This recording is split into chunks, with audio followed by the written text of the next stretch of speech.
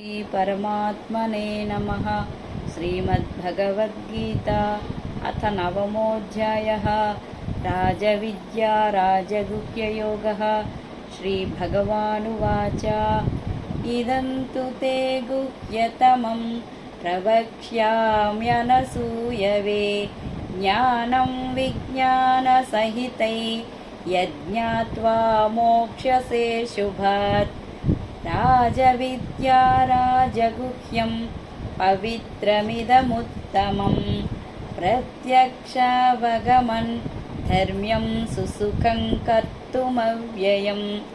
अश्रद्धधानाः पुरुषा धर्मस्यास्य परन्तप अप्राप्यमान् निवर्तन्ते मृत्युसंसारवर्त्मनि।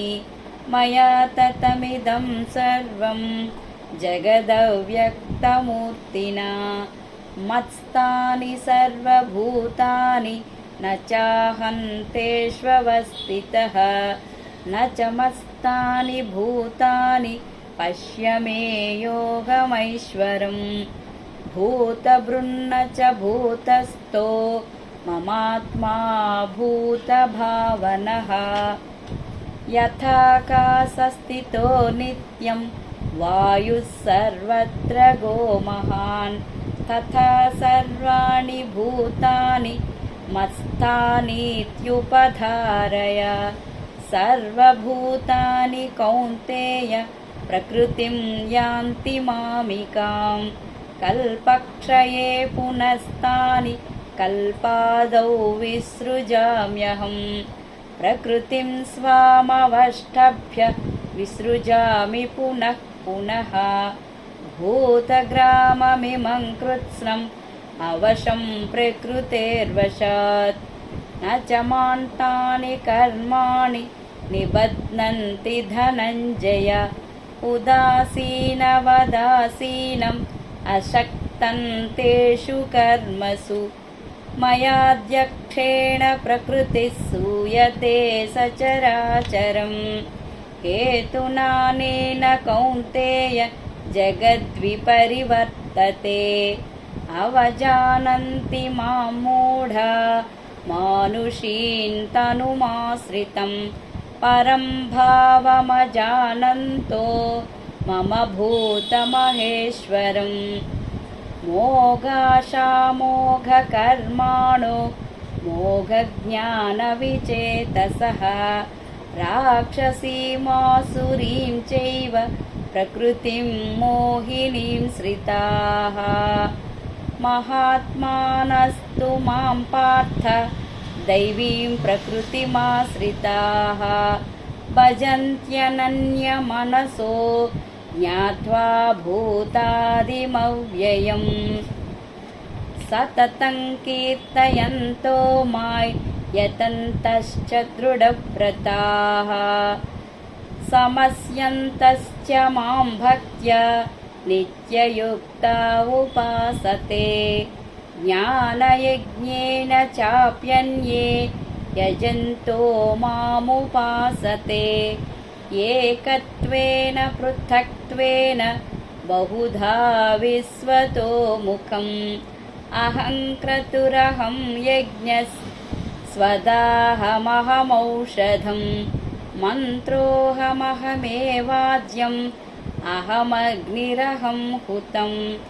पिताहमस्य जगतो माता धाता पितामहः वेद्यं पवित्रमोङ्कार रुक्सामयजुरेव च।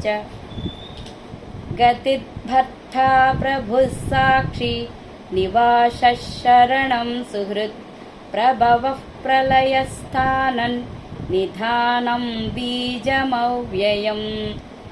तपाम्यहमहौ वर्षन् निगृहाणमुत्सृजामि च अमृतं चैव मृत्युश्च सदत्सच्चाहमर्जुन।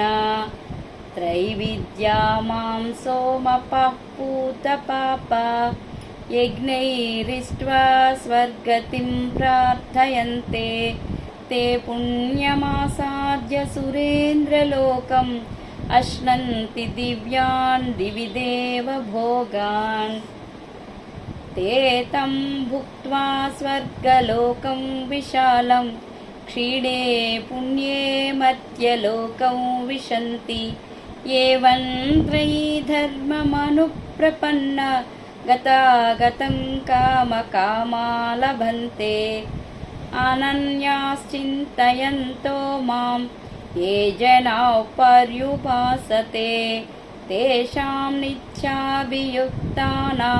योगक्षेमं वहाम्यहम् येऽप्यन्यदेवता भक्ता यजन्ते श्रद्धयान्विताः तेऽपि मामेव कौन्तेय यजन्त्यविधिपूर्वकम् अहं हि सर्वयज्ञानां भोक्ता च प्रभुरेव च न तु मामभिजानन्ति तत्त्वेन तस्यवन्ति ते यान्ति देवव्रता देवान् पितॄन् यान्ति पितृव्रताः भूतानि यान्ति भूतेज्या यान्ति मद्याजिनोऽपि माम् पत्रं पुष्पं फलं तोयै यो मे भक्त्या प्रयच्छति तदहं भक्त्युपहृतम् अश्नामि प्रयतात्मनः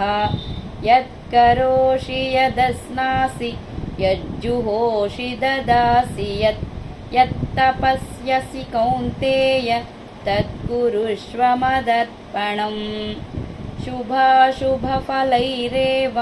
मोक्ष्यसे कर्मबन्धनैः सन्न्यासयोगयुक्तात्मा विमुक्तो मामुपैष्यसि समोऽहं सर्वभूतेषु न मे द्वेषोऽस्ति न प्रियः ये भजन्ति तु मां भक्त्या मयि ते तेषु चाप्यहम् अपि चेत् सुदुराचारो भजते मामनन्यभाक् साधुरेव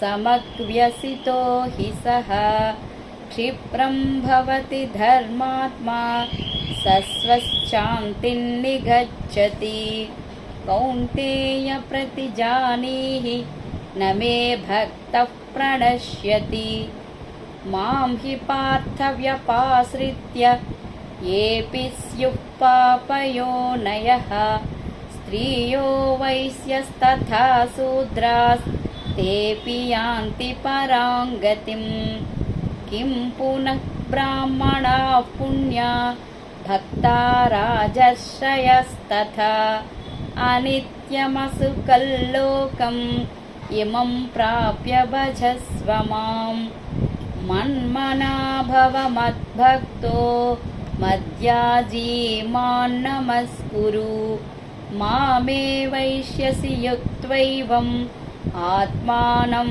मत्परायणः ॐ तत्सदिति श्रीमद्भगवद्गीतासु उपनिषत्सु ब्रह्मविद्यायां योगशास्त्रे श्रीकृष्णार्जुनसंवादे राजविद्या राजगुह्ययोगो नाम 9मोऽध्यायः।